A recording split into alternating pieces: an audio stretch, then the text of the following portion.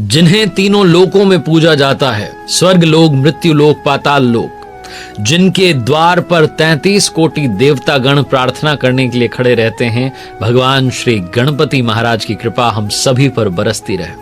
भगवान श्री गणपति महाराज से सीखने वाली बहुत सारी बातें हैं, लेकिन 5 बातें भी अगर आपने भगवान गणेश जी की सीख ली तो आपकी लाइफ में मंगल होना शुरू हो जाएगा।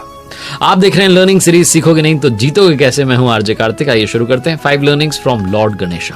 पहली लर्निंग बताऊं उससे पहले एक छोटी सी कथा सुनाता हूं। जो धन के स्वामी कुबेर हैं वो पहुंचे एक बार भगवान शिव मां पार्वती से मिलने के लिए कैलाश पर, और उन्हें अपना धन वैभव दिखाना चाहते थे, इसलिए कहा कि आप दोनों हमारे यहाँ भोज पर आमंत्रित हैं। भगवान शिव माता पार्वती समझ गए कि ये जो है अपना घमंड जो है उसका प्रदर्शन करना चाह रहे हैं, इनके पास में जो खजाना है उसके बारे में बताना चाह रहे हैं। तो उन्होंने कहा हम तो नहीं आ सकते, लेकिन हमारे पुत्र गणेश को लेके जाइए, वो बहुत अधिक भोजन करता है, बस इसका ध्यान रखिएगा। कुबेर जो थे वो अहंकार में थे, उन्होंने कहा कोई बात नहीं, आप भेजिए, हम व्यवस्था कर देंगे, हमारे यहाँ कोई कमी नहीं है। भगवान शिव जी ने कहा देख लो हमारा बेटा बहुत भोजन करता है। उन्होंने कहा कोई बात नहीं, आप भेजिए। जैसे ही गणेश जी वहां पहुंचे कुबेर स्वामी के यहाँ पर, उन्होंने भोजन करना शुरू किया। जितना भोजन पका था सारा खत्म हो गया। जो कुबेर थे उन्होंने आदेश दिया कि और बनाया जाए, और बनाया गया, वो खत्म हो गया।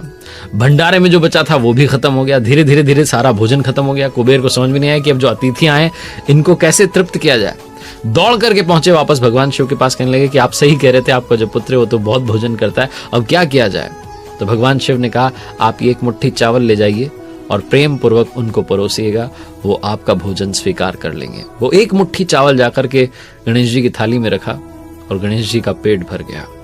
ये जो पहली बात मैंने आपको बताई, जो कथा आपको बताई, ये सिखाती है कि गणेश जी का एक तो मुंह बहुत छोटा है, और छोटा मुंह ये बताता है कि कम बोलना चाहिए, नाप तौल के बोलना चाहिए, वहीं बोलना चाहिए जहां वाकई में आवश्यकता है।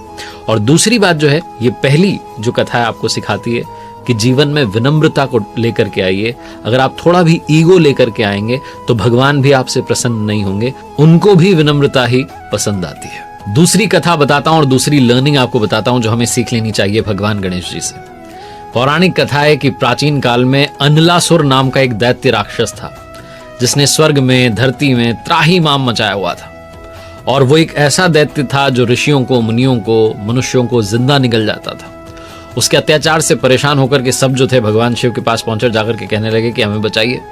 शिव जी ने कहा कि आपकी रक्षा और इस अनलासुर का जो वध है वो हमारा पुत्र गणेश ही कर सकता है। तो गणेश जी को जो है भेजा गया, और गणेश जी ने जैसे ही भगवान शिव ने आदेश दिया, भगवान गणेश जी पहुंचे और जाकर के सीधा अनलासुर को निगल लिया। कहते हैं कि उनके पेट में बहुत जलन होने लगी, और इस परेशानी से निपटने के लिए बहुत प्रकार के अलग अलग उपाय किए गए, लेकिन वो पेट की जलन शांत नहीं हुई। तब जो कश्यप ऋषि थे उन्होंने दूर्वा की 21 गांठें बना करके गणेश जी को खाने के लिए दी, और ये दूर्वा जब भगवान श्री गणेश जी ने ग्रहण की तब जाकर के उनके पेट की जलन शांत हुई। कहा जाता है कि तब से ही भगवान गणेश जी को दूर्वा जो है चढ़ाने की परंपरा शुरू हुई थी। तो दूसरी सीख ये कहती है कि बड़ा पेट होना चाहिए जो पचा ले, बातें पचा ले।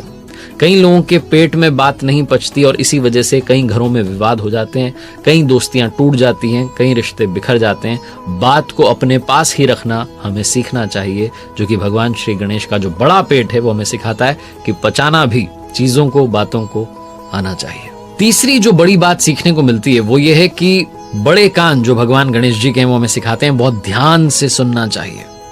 जो ध्यान से नहीं सुनते हैं नुकसान उनका हो जाता है। एक बड़ी प्राचीन कथा है, एक गांव में वृद्ध महिला रहती थी। वो जो माता जी थी वो भगवान गणेश जी की बहुत बड़ी भक्त थी। उनके एक बेटा था, बहू थी घर में, और भगवान की बहुत भक्ति की तो भगवान प्रसन्न हो गए और दर्शन दिए और कहा कि माता जी मांगिए, आप क्या मांगना चाहती हैं। तो माता जी ने कहा मुझसे तो मांगा नहीं जाता, मैं और क्या मांगूं, आप आ गए। तो भगवान जी ने कहा नहीं, आप अपने बेटे बहू से पूछ लो। तो जो माता जी थी अपने बेटे के पास गई कि भगवान गणेश जी आए और कह रहे हैं कि मांग लो, बता मैं क्या मांगू। तो बेटे ने कहा माँ तुम तो बहुत सारा धन मांग लो। बहू के पास गई तो उन्होंने कहा बहुत सारे जो है सोने चांदी के आभूषण मांग लो। तो माता जी को लगा कि तो सब अपने अपने मतलब की बात कर रहे हैं। तो पड़ोसी के पास गई, पड़ोसन जो थी उनसे पूछा। पड़ोसनों ने कहा कि आप एक काम करो, आप थोड़े दिन ही जियोगी, थोड़ा पैसा मांग लो, नाती मांग लो, अपनी आंखों की रोशनी मांग लो जिससे कि आपका जीवन आराम से कट जाए, और थोड़ी सी उम्र मांग लो।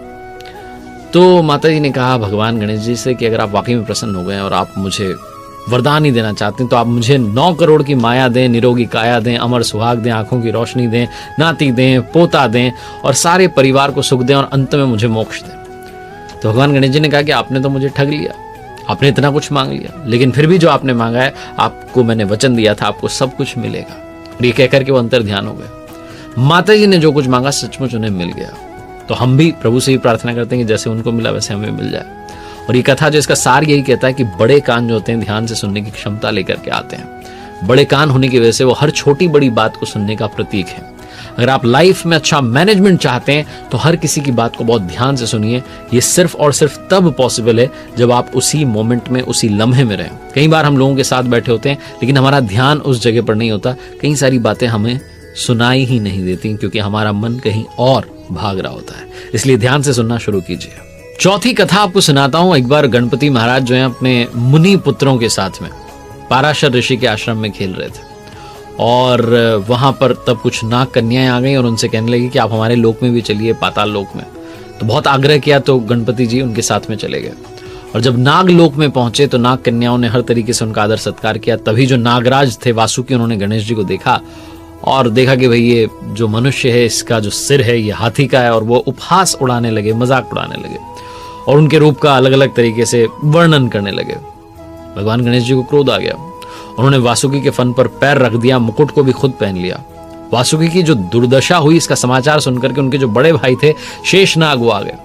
उन्होंने तेज आवाज में कहा कि किसने मेरे भाई के साथ में ऐसा दुर्व्यवहार किया है। जैसे ही उन्होंने गणेश जी को देखा तो तुरंत पहचान लिया, उनका अभिवादन किया और उन्हें उस नाग लोक यानी कि पाताल लोक का राजा घोषित कर दिया। कहा जाता है कि ये जो कथा है तब से ही पाताल के भी स्वामी गणपति जी बन गए। ये कहानी, ये जो कथा है ये सिखाती है कि छोटी आंख जो होती है वो पैनी नजर आपको रखने में मदद देती है। भगवान गणेश जी की आंखें शरीर की तुलना में बहुत छोटी हैं और ये आपको समझाती और सिखाती हैं कि हमारी जो आंखें हैं वो हमारी दूरदर्शिता का सिंबल है। फ्यूचरिस्टिक अप्रोच होनी चाहिए।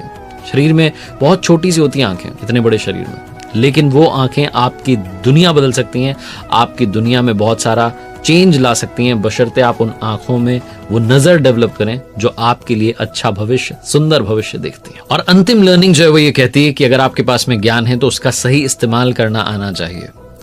बहुत सारे लोग इस दुनिया में ज्ञानी तो होते हैं लेकिन अपने ज्ञान का सही जगह पर प्रयोग नहीं कर पाते और बहुत पीछे रह जाते हैं। एक कथा कहती है कि भगवान शिव के मन में एक बार बड़े यज्ञ के अनुष्ठान का विचार आया। उन्होंने तैयारियां शुरू करवा दी और तब जो है उस यज्ञ में सबसे बड़ा काम था कि सारे देवताओं को आमंत्रित किया जाए। आमंत्रण भेजने के लिए पात्र व्यक्ति का चुनाव किया जाए जो कि समय रहते सभी लोकों में जाए और सबको जो है आमंत्रण देकर के लौट आए। अब किसको ये काम दिया जाए? तो भगवान शिव जी को ये भी डर था कि कहीं जल्दबाजी में ऐसा ना हो कि देवताओं को बुरा लगे कि बहुत जल्दी जो है आमंत्रण देके चला गया। तो उन्होंने काम जो था अपने पुत्र गणेश जी को सौंपा कि आप जाइए और सबको आमंत्रित कीजिए। अब गणेश जी ने सोचा कि जो मेरा वाहन है चूहा वो तो बड़ा छोटा है, ऐसे अगर मैं गया तो पता नहीं कितने दिन लग जाएंगे, वर्ष बीत जाएंगे। तो फिर उन्होंने अपने मस्तिष्क का प्रयोग किया, अपने ज्ञान का प्रयोग किया। उन्होंने कहा बहुत आसान है, काम करते हैं, सारे देवताओं को यज्ञ में शामिल होने का आमंत्रण ही देना है तो सारे देवताओं का वास भगवान शिव में ही है, क्यों ना उनको प्रसन्न किया जाए तो सारे देवता प्रसन्न हो जाएंगे और यहाँ पधार जाएंगे। तो भगवान गणेश जी ने भगवान शिव का पूजन किया और सारे देवताओं का आह्वान किया और सारे जो आमंत्रण पत्र थे भगवान शिव को समर्पित कर दिए और सारे आमंत्रण स्वतः ही देवताओं तक पहुंच गए क्योंकि सारे देवताओं का वास भगवान शिव में है। तो ये कथा सिखाती है, समझाती है कि ज्ञान का सही प्रयोग बहुत जरूरी है, पूर्ण प्रयोग बहुत जरूरी है, आवश्यक है। उम्मीद है कि इन 5 कथाओं से आपने 5 लर्निंग्स ली होंगी जो आपकी लाइफ में पॉजिटिव चेंज ला सकती हैं। बाकी प्रभु से सीखने के लिए अनंत बातें हैं। प्रभु की कृपा हम सभी पर बरसती रहे। गणपति बप्पा मोरिया। देखते रहिए मेरे साथ हर सोमवार सुबह 9:30 बजे एक नई कहानी, हर शुक्रवार सुबह 9:30 बजे लर्निंग सीरीज का एक नया वीडियो।